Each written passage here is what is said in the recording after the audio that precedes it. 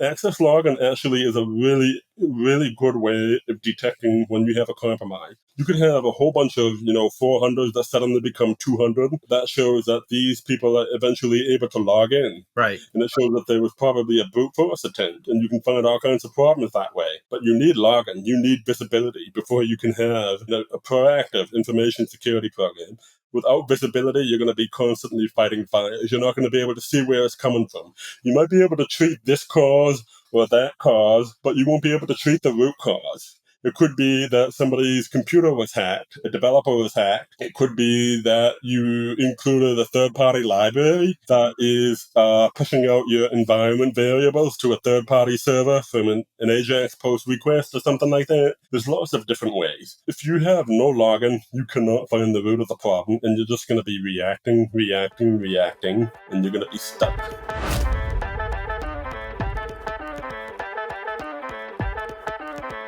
Hello and welcome to Secrets of AppSec Champions. My name is Chris Lindsey, and today we're going to be speaking with Phil Guimond. Today's conversation is going to be around being compromised and moving from a reactive to proactive application security program. Phil is the principal information security architect at Paramount. Phil, please introduce yourself. Hey, thanks. I'm Phil Guimond. I'm a principal information security architect at Paramount, like you just said. So that's a fancy way of saying I do a little bit of everything. So I work on like application security, cloud security, penetration testing, digital forensics, and incident response. And lately I've started dabbling in artificial intelligence, machine learning, and stuff like that. They also do a lot of programming. That's exciting. AI is definitely something that's big in today's world, and it's only going to get bigger. So welcome to the show. So let's talk about being compromised. When we were talking previous, kind of leading up to today's show, we were talking about being compromised. What does that look like when you're in the middle of the compromise? What kind of steps can we look at, or what kind of things should we be thinking about trying to get out of it? Because your story is really just absolutely amazing. And it's kind of a chicken and an egg thing. The more you try, the harder it becomes. And so let's start with that. Phil, you want to share your story of go from there? Yeah, sure. So that's a great question. So when it comes to being compromised, there are different ways. Sometimes it doesn't affect your company directly. It could just affect, your customers. Because a lot of time, customers everywhere in the industry, no matter where you are, whether you're in media, entertainment, or Facebook, social media, or something like that, everybody is doing the same thing across the whole industry, and that's reusing passwords. So when people reuse their passwords, all it takes is somebody to go to Google and search for a breach compilation or a breach dump or something like that, and they download a list of all the usernames and passwords that people are using for a given account. And what they do is basically they attempt to log into accounts that exist using that username and password combination. In many cases, your, brute force protection and stuff like that is not going to work against it, because you're just trying one set of credentials, or maybe a few sets of credentials. So you can fly under the radar when you're doing that. Of course, if a lot of different accounts are being attempted by a single IP address or a single range of IP address, that could be indication that somebody is trying to compromise. But it could also be that you have a big building, right? And it could be a building full of people, employees, like maybe you have 30,000 employees in one building. There's bound to be a lot of accounts trying to be logged into from that particular building. They could be logging onto their Netflix account, their personal emails and stuff like that.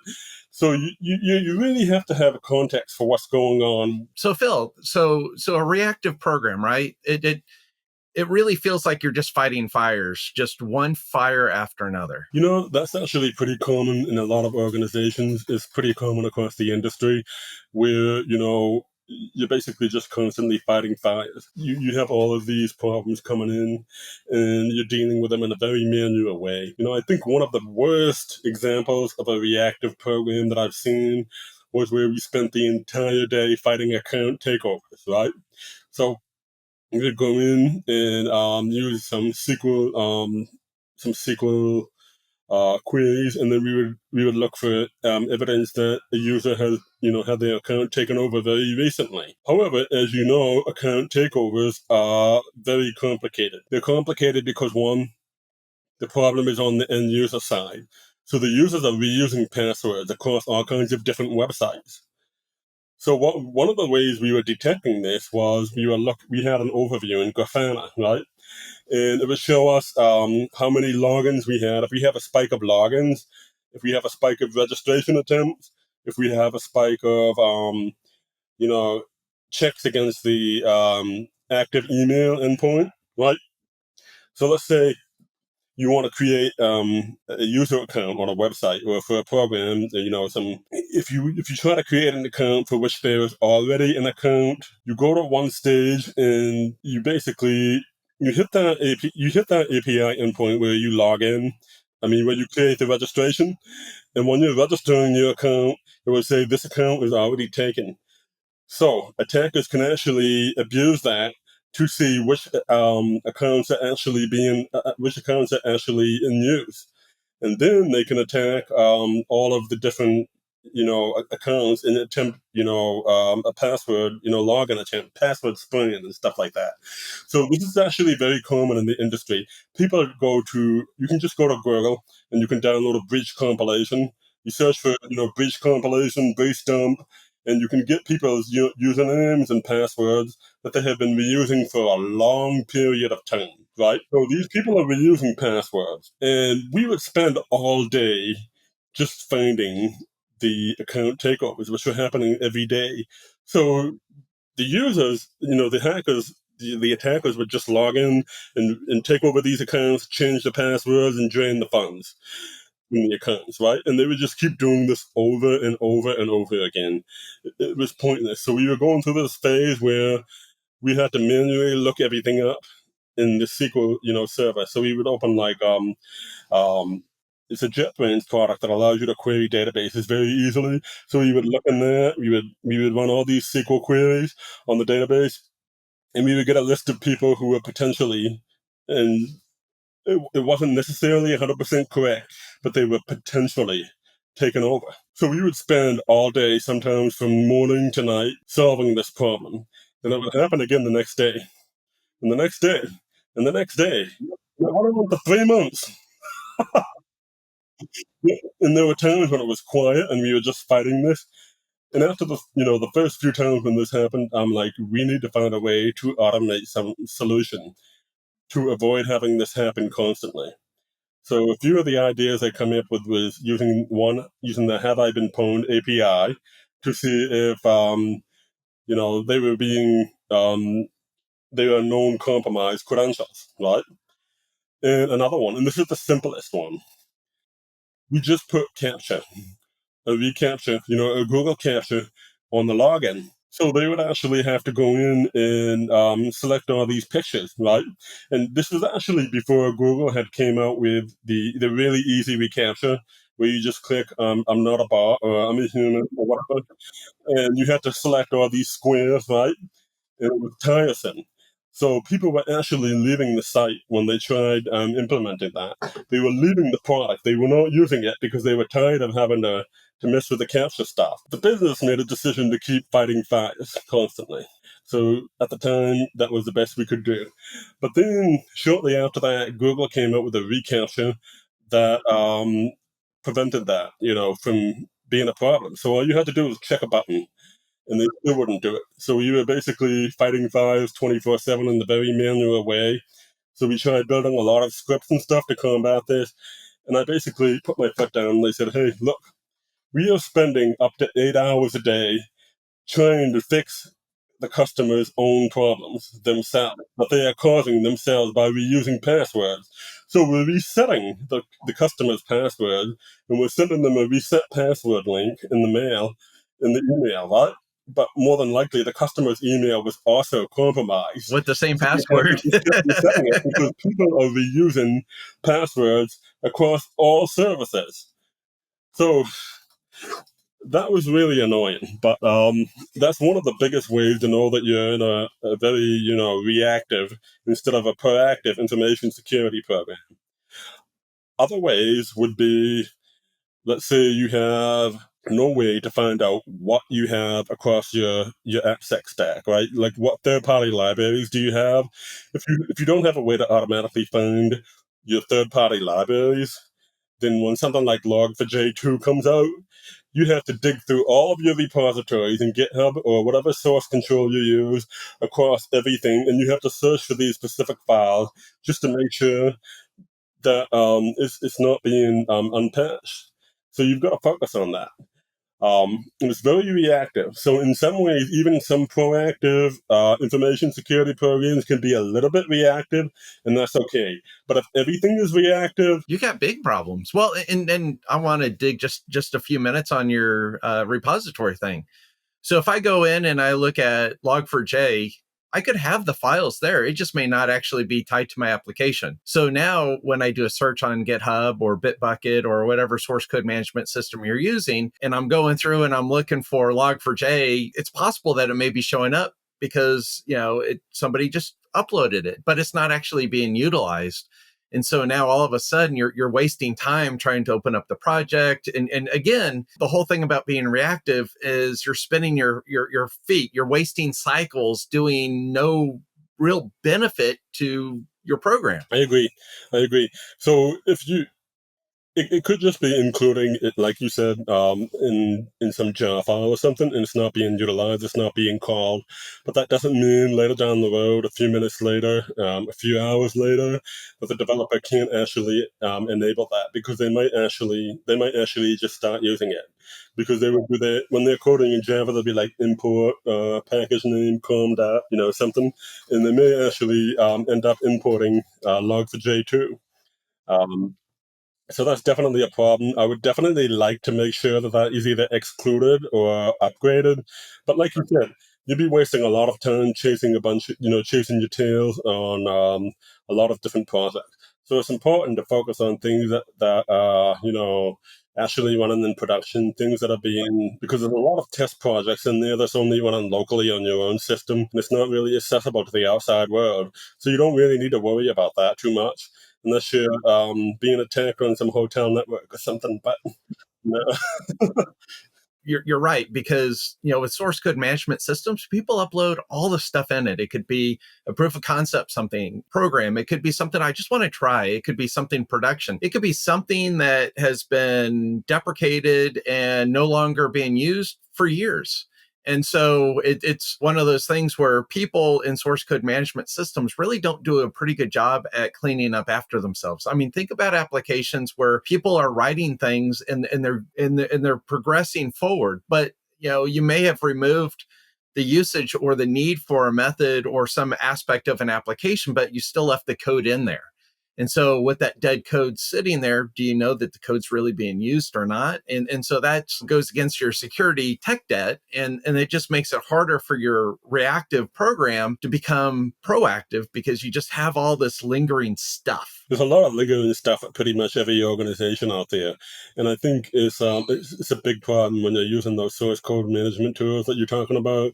Like, you import pretty much everything. You import every single repository you have out there, but maybe like only 10% of that or 15% is actually going to be in use and running in production. The rest is just stuff people built a long time ago. I found an interesting way to deal with that is by building a tagging system. So the GitHub GraphQL API actually allows you to search for, you can search for a list of organizations within, a list of repositories within an organization. And if you get a list of all the repositories, then you want to take a look at the commit history. So one of the things you can do is check to see if anybody has actually committed to that repository in the last X number of days. So, for example, it could be 90, it could be 120, it could be 360 days, 365, however you want to do it, right? But in general, things that have not been committed to in a year or more are probably not active, so you can ignore that stuff. So what I did was basically I worked on building a tagging system that would basically mark a project as an inactive if it hasn't been updated in a long time. It would still be there on the source control system, right? But you would not have to worry about the vulnerabilities right away. You would focus on the stuff that's being actively developed. have you committed to this stuff in the last 60 or 90 days? Great. We'll mark that as active. Has it been a long X number of days since it's been committed to? We'll mark that as inactive. That way you don't have to focus on all the vulnerabilities that all of these packages that are like 90%, maybe 1,000 times larger than your actual list of running projects in production. So that helps a lot too. It does, because knowing what's active and is important, because again, if you have a breach or you have something going on, or again, you're spinning your wheels, where do I focus? Where's my priorities going to go? I have a Spring for Shell show up, a vulnerability. Hey, we need to go identify these. And part of the problem is if when you're looking, as you were mentioning, through GitHub or your repository system, they're going to show up. And knowing what's important, what's active, what's not active is absolutely key to knowing prioritization of your problems. Exactly. That's a good point. In fact, I think it's really important to focus only on the stuff that's being actively ran. So let's say something like Log4j2 happens again, and systems are being exploited everywhere. Well, if you have this tagging system to focus only on the active project, all you have to do is export that list and work with the developers to try to fix that. Or, depending on what kind of product you're using, you may be able to fix that automatically. However, sometimes there is no fix available, right? But there's something being actively exploited. So in that case, it's important to have something like a web application firewall in place. I don't really trust web application firewalls, to be honest with you. They're like a last-ditch effort, during zero-day events, especially, active exploitation campaigns. They can help a little bit against, some of the more, Script I would kiddies? say, newbie script kiddies. But in some cases, there have been a lot of cases actually where even though you have a web application firewall in place, stuff is getting through randomly. Even simple SQL map scans are getting through. So it's important to stay as proactive as possible. Sometimes though you have to be reactive. It just shouldn't be everything. You got to choose your battle and figure out where to focus. I was thinking about your account takeover story, and the one thing that just kept reverberating in my mind, when you're using the same password over and over and over for all your systems, the problem becomes if your password's compromised on your email as well, guess what? I go in and I can't log in. Okay, well, I'll go change my password. Guess what? That password's being sent to an account that is not you. And so the problem becomes the attacker or the hacker is, hey, guess what? They're on to me. They're trying to reset their passwords, but they'll never be able to get through. And so it's just kind of a cyclical thing. The other thing that you brought up too that I really liked is your labeling idea of the repository, because one of the things that could be extremely helpful is not just active or inactive applications, but you could also tag it as, is this an internal application or an external facing application? You could also tag it as, is this a console type application where something like a command injection or command execution doesn't matter. You're already on the box. Having those labels are extremely valuable and helpful. And I think that's an excellent idea. It's not just, the web application. It could be reactive internal network security. You don't really see that much anymore because most people are, well, actually, if you have an office, right, there's a lot of companies that have a flat network, right? So if you're in the office, there's a flat network on there, and everybody's sitting on the same network, and everybody is reachable. And the reality is once you're in that network, you can go east and west. And not only can you go east or west, but there's a lot of companies in today's world that's using the cloud. They're using an AWS, they're using a Google Cloud, and that's tied directly into the network. Pretty flat. It's still outside your four walls, but it's still actually on your network. And so once you've compromised a box or once you've compromised a password, or once you've actually looked at, if you do for any reason have or gain access, this did happen to a couple of companies. I don't want to share names, where their credentials were compromised, and the GitHub repository, all the source code was active, and they were able to pull it down. And guess what was part of that data and hard coded in the files? The access credentials to get into their cloud environment. Indeed. Yeah. So I've actually seen some pretty interesting, incidents where sometimes you have some network engineers who they were under, deadlines, right? They were under tight deadlines to get the network set up as soon as possible. So they were just doing everything as quickly as they could, right? They weren't caring about segmentation, VLANs, client isolation and stuff like that.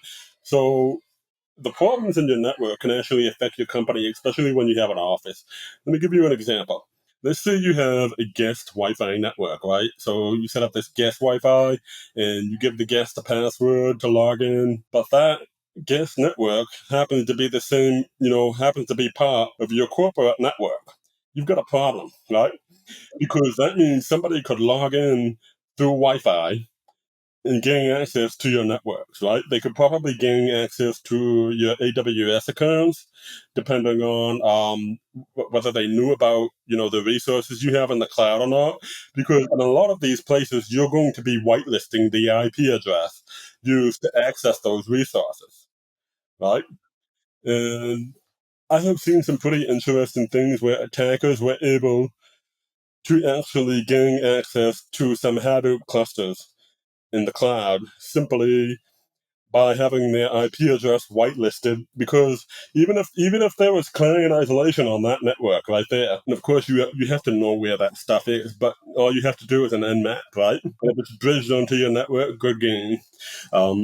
So even if it's client isolation, the end IP address is still the same as the whitelisted IP address for that particular company. So you have the company users and you have the Wi-Fi users all with the same IP address facing externally. So they're whitelisted. And these folks were able to hit some Hadoop clusters, right? So way back in the day, there was an unauthenticated RCE endpoint, right? RCE, remote code execution. So you could actually do command injection on an undocumented API endpoint for Hadoop clusters. And then you can just spin up a bunch of nodes with crypto miners on them and all kinds of stuff. And it was a mess. And we found ourselves like constantly responding, to stuff like that. And nobody knew where it was coming from. So there was no logging. That's another thing. If you don't have any actual logging, you probably have a very reactive information security program. If you have no way to tell where these attacks are coming from, you, as a pen tester, I can tell you a million ways to get in through what I know about that network, but we don't have any proof of it because there's no logging. So it's really important to make sure that you log stuff.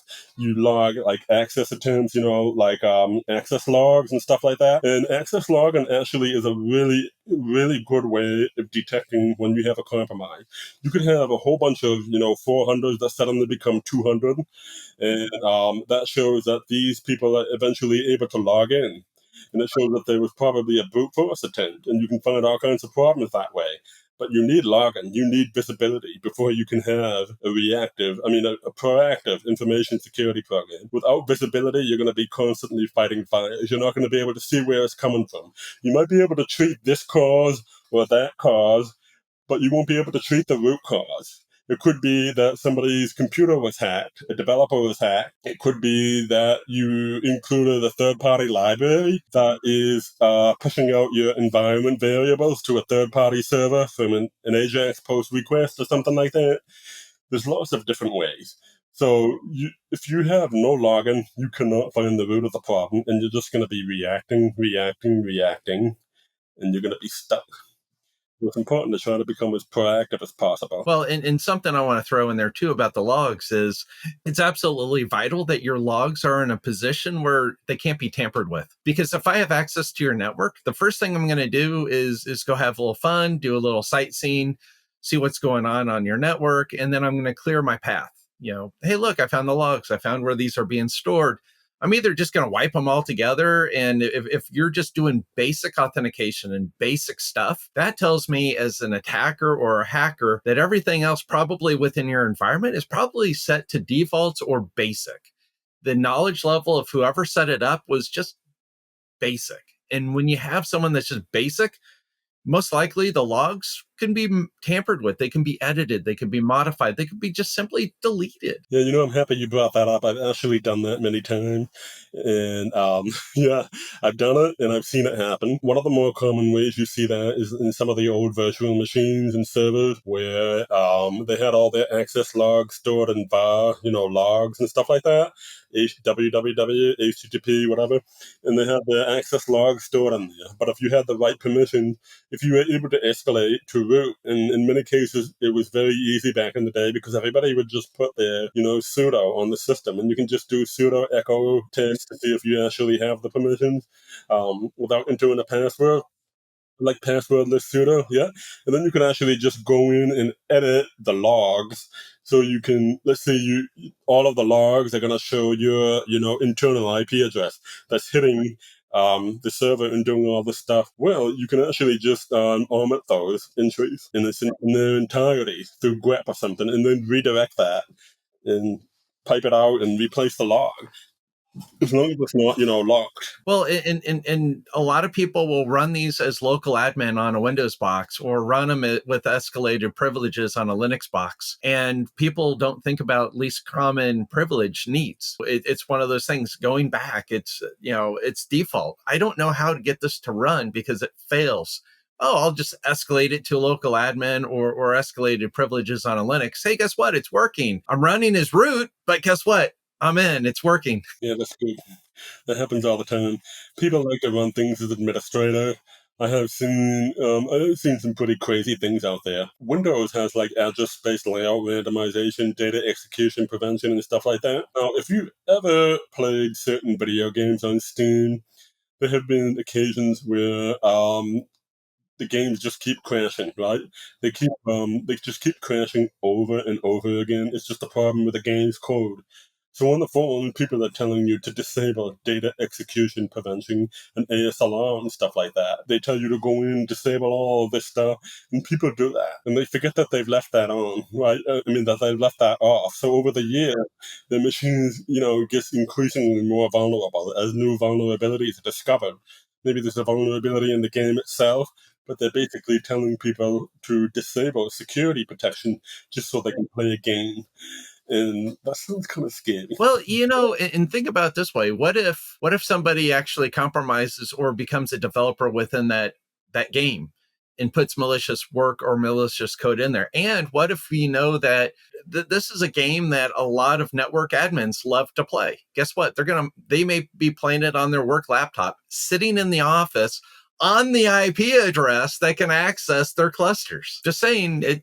I've seen it happen, and I've seen it done. So the other thing too is you had brought up dependency management. And with dependency management, think about what's going on right now with the NVD. The NVD is kind of in a paused state. And because it's in a paused state, vulnerabilities are still being detected. They're still being sent into the NVD. Hey, there's this vulnerability. Due diligence is still working. And so when people are identifying vulnerabilities in third-party tools or libraries, they're doing the due diligence. They're sharing the information with the developers. The developers are still fixing it. The problem is some of your free tools that you're using for vulnerability detection is just looking at the NVD. And so you're going to have what's called a false negative, where you actually have the problem, but because of the data.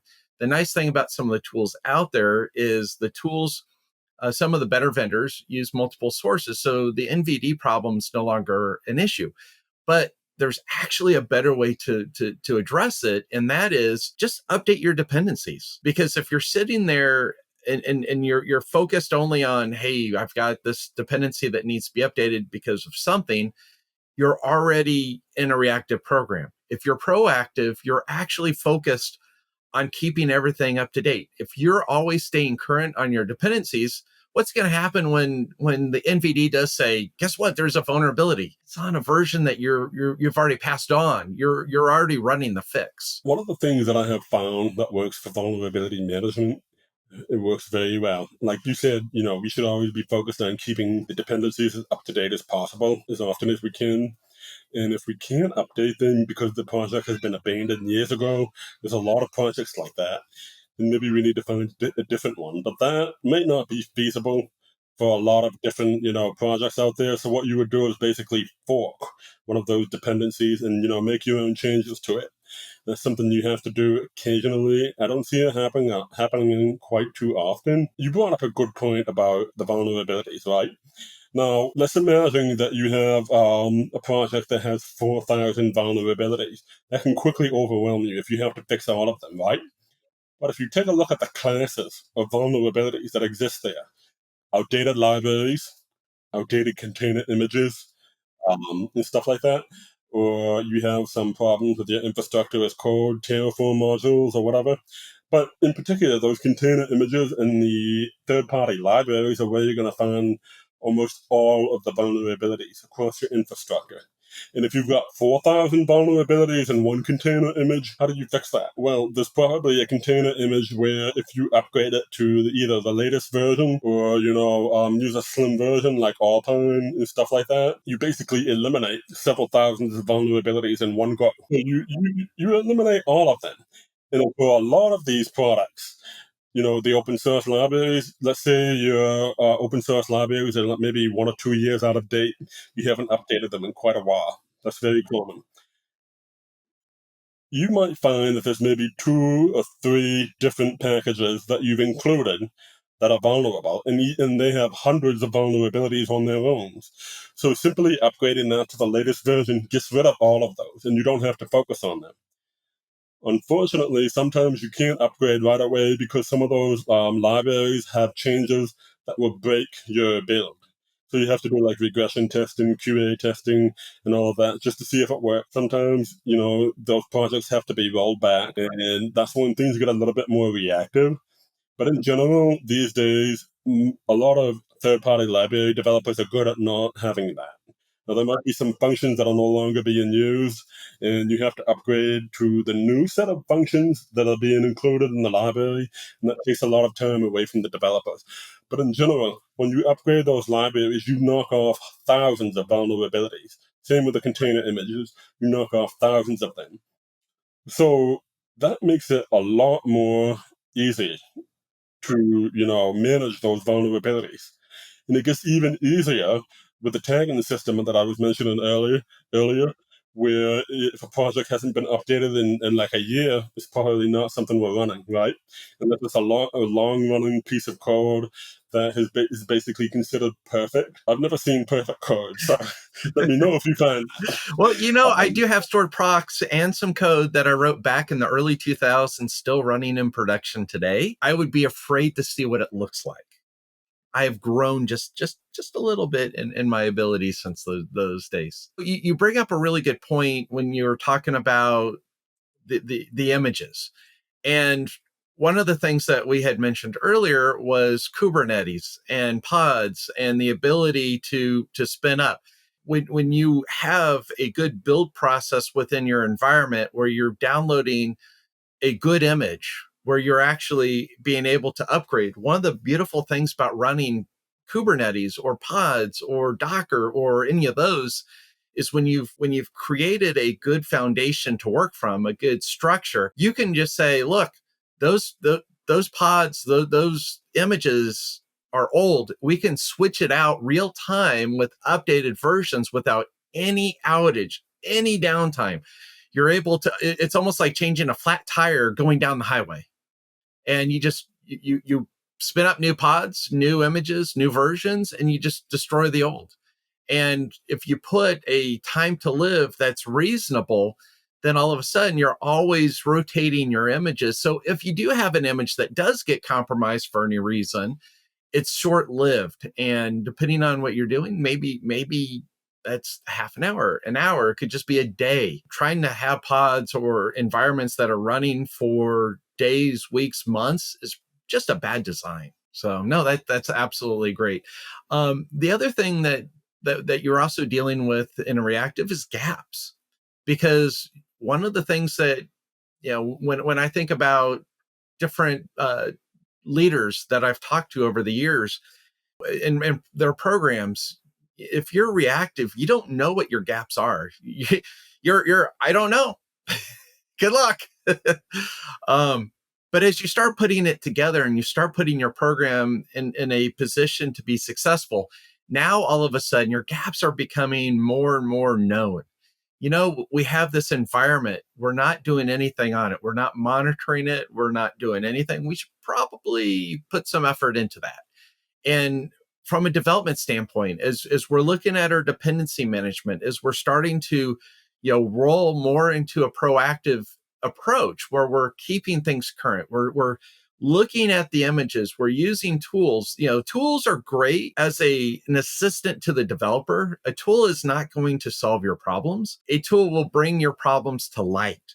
And it's the developers and training on the developers that really make the difference. If you have developers who are not security focused or minded, then the problem becomes those developers are going to just continue writing insecure code. And the tools are going to show, hey, you went from 12 issues to 20 issues to 30 issues to 40. And you may be focused on, hey, fix this one or fix that one. But if they're duplicating the code on their side, they're only just duplicating and extending the problem. And going back to the compromise that you were talking about earlier, where you may have a library that's compromising you. You may have removed the code to use that library, but somebody grabbed old dead code that's still in the system and brought it back to life. That's a good point. I like the mention of gaps, because when you're in a reactive program, you will find gaps everywhere. You'll be finding gaps constantly. It's important to close as many gaps as you can within the budget you have. Of course, sometimes you'll have to make some sacrifices because no information security program has a perfect budget. So you have to make do with what you've got. But I have found that when you focus on eliminating as many gaps as you can and automating things and tying them into either a single dashboard, if you can, that single pane of glass that everybody likes to talk about is actually a pain in the ass. Yeah. But as long as the security products that you're using have a good API, you will be able to get all of the information that you see in the dashboard from the API as well. And then you can just build your own dashboards around it and dump that into one place so that everybody can see that. And there are some tools coming out now that are doing that for you. I won't discuss which ones they are, but they seem to be, doing a pretty good job. One thing that you may have in an environment where you've got tons of gaps, where you may have tons of technical debt, tons of security debt, you're going to have high turnover for your staff. And there's a lot of leaders. Here's the most amazing thing that I think that's really just kind of hit home this week for me. And that is a lot of leadership have talked about only having 2 or 3 security guys running the whole program. And when you're in a reactive fight, you can only go so long. If you're sitting there stuck on, your compromise story as earlier, spending 1, 2, 3, the whole week, 2 weeks, 3 weeks, 4 weeks, on the same problem, and you're on that treadmill that never ends. The problem becomes at some point you're just like, I'm done, I'm leaving. Somebody else can come clean up this mess. Yeah. And if you have a smaller team and you have a team of go-getters, people who want to solve problems, it's much easier to develop automated solutions to, get around that kind of thing. And that could help you develop a more, a less reactive program. But of course, you have to have a balance. I have seen information security teams that just get too big, and nobody knows what the other person is doing, and there's it's just around and around. Everybody gets to run around, and nothing gets done. I have seen that happen in the past, and I have also seen much smaller teams contribute to a lot and get a lot more done. The interesting thing, and you and I, our programs that I ran, that you run, as a developer, the beautiful thing is you're okay. I have a gap there. I have a need. I'll just code it. I'll make it work, because you can, knowing API, knowing development, you can actually just tie things together and just make it work. Security vendors know what they think customers want, and they go after that. They feel like they've got a pulse on what's going on. But again, there's a lot of edge cases that you're going to run into in your program. And with those edge cases, being able to code around it, to hit APIs, to pull it together. For me, one of the things that I did was I sent an email to every developer on commit, and they knew the security for what they just worked on right in their inbox. There's no excuse whatsoever. And some of the tools out there do that, some don't. And for bringing tools or bringing, gosh, I hate to say the word single pane of glass. It's one of those things where it's nice to be able to see on a dashboard high level what does my security posture look like? Because if you can pinpoint and say, I have all these criticalities over on this application is external facing, this may be an API that your mobile device is talking to all the time. Those are things that you got to work on. But if it's something that is internal, and even though it's critical, you can use some of these tools to kind of help minimize your chasing after by saying, this is an internal tool. This is something that's only used on the command line. Therefore, a lot of these vulnerabilities that are being detected are, yes, they're vulnerable, but they're not going to matter in my context. Yeah, I'm glad you brought that up. I think it's really important for information security teams to have extra programmers on the team. It's like, security software engineers. Not everybody will work in software, but when you have a smaller team and a smaller budget, hiring, security professionals who can actually write code and fix those solutions is game changing. Because otherwise, you have these tools that you buy, and once the tool can't do what they need, they get stuck. Or they're probably in a bunch of meetings with the vendor about, we don't have this feature, we need this feature, we need that feature. But if the vendor has a good API, you can just code that yourself. Exactly. I mean, I ran into that multiple times with my program, and having the API endpoints, I mean, it's life-changing because, to your point, it doesn't exist within the tool. That's fine. It does in the API. I can do something about it. That's a good point. I'm still doing that quite often. I'm running into a bunch of use cases that are just not covered by some of the security products that I use. And it's funny because the security product is supposed to make everybody's lives easier, but in some cases it makes it harder, a lot harder, not just for the developers, but for the information security team, because it doesn't have the features that you need. So you find yourself constantly building those features yourself.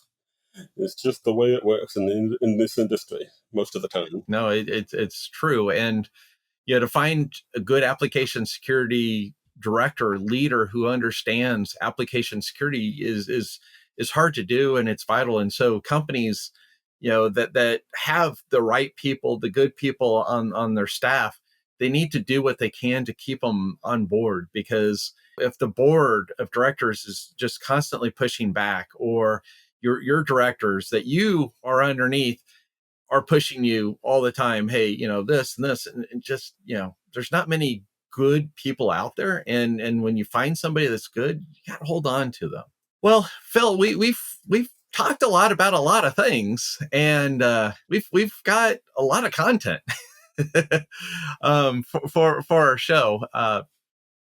I think what I'm going to do, if it's okay, unless there's a real big pressing topic you want to hit, I'd like to go ahead and conclude us here, simply because you and I could probably talk for hours. And our listeners, as much as I bet they're enjoying this conversation, probably they're probably looking at the clock going, it's time for lunch, or I've got to hop off this thing because I need to go eat. Okay. Bye. No. So Phil, I appreciate your time today. I appreciate you, talking about this.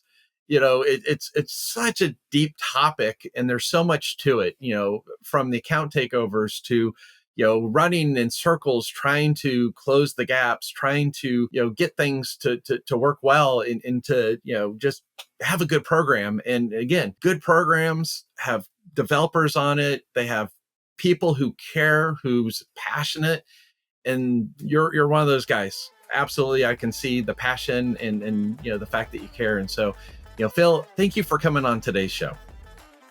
Thank you so much for having me. I had a great time. Thank you so much for joining us today on Secrets of AppSec Champions. If you found today's information valuable, hit that subscribe button on your Apple Podcast, your Spotify, or wherever you're listening to today's episode. Ratings and reviews are like gold for us, so if you're feeling generous, please leave us a kind word as it helps others find our show. Until next time, take care.